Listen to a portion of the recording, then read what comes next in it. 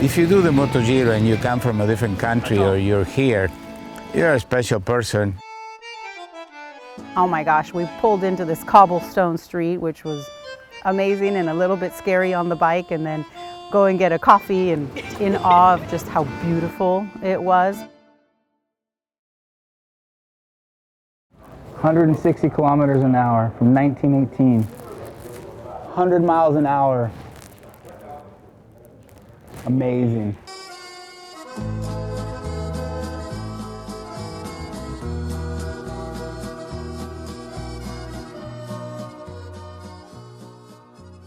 Hey everybody, Doffo with MotoDoffo. We're here in the first stage of the MotoGiro. We've been riding about half a day already. We're about 150 kilometers through the first day, and we got this very special private collection in the Regini private collection inside of this incredible villa, and we're going to take you for a look around. What is that? 500? 1920? 1920. So this is kind of cool. It says that it's Benito Mussolini's Alfa Romeo. The Ferrari team uses this car to do a demonstration in one of the races, and it's one of one, made in 1925 by Alfa Romeo. The only one in the world.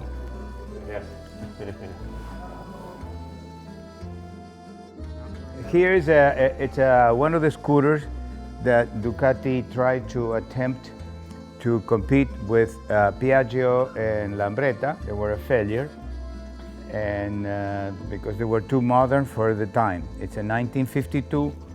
There were only probably 800 of them made.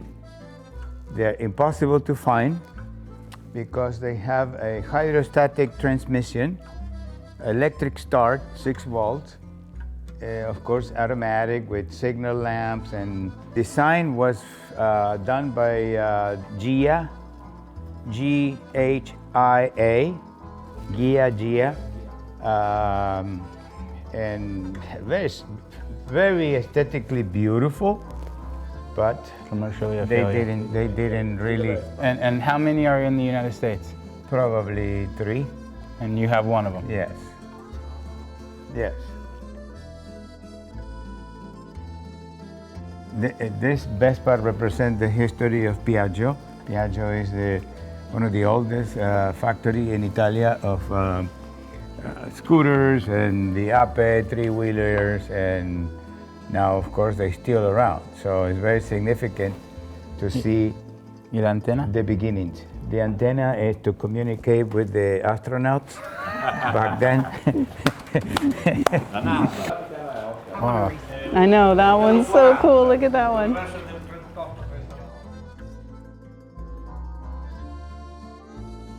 This place is absolutely incredible. I mean, just the amount of history in here, especially inside this villa. The owner of the museum is 90 years old, and they're afraid that once he passes, that they won't have any more access to this. This is a Bugatti from 1938 or 39, which in Argentina they're still making a replica of the convertible car. Modern. But modern? Sounds. The crank, that's the starter. A very interesting collection, very eclectic, but unusual because it's in the middle of a small town. The owner of the castle still alive, the owner of the collection, and he started as a demolition company, and he began to rescue things and parts and put together this magnificent collection. So glad that we were able to have this experience. As soon as we're getting ready to leave, the rain just came down hard, and we were scrambling to get our rain gear on and get under the only little cover that was available, because it was like you went through a little tunnel and it was an open courtyard.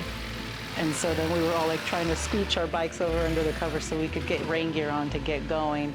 So fun when you have to put rain gear on.